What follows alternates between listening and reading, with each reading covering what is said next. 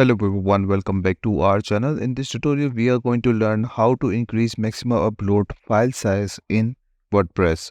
It's a very easy tutorial, so let's get started. First of all, let me show you how much size we can upload right now on WordPress.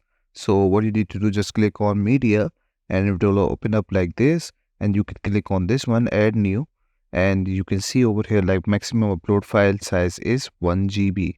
So we are going to increase this. How you can do that? So you need to click on the plugins menu, just click on add new plugin, and you will end up over here and search for big file uploads. Once you search for this, you will see the first link over here. Just click on install, and after that wait for the activate button. Click on activate. Once it's activated, find big file uploads over here. Click on settings, and from here you can see on the right side that we can increase maximum upload size from over here. So I'm going to change this 1 to 2 GB, and after that just click on save. Go back to media library page again, and right now you can see it's still 1 GB. I'm going to refresh this page, click on add new media file, and here you can see that maximum upload file size is 2 GB now. And that's it. This is all you need to know how to increase maximum upload file size in WordPress.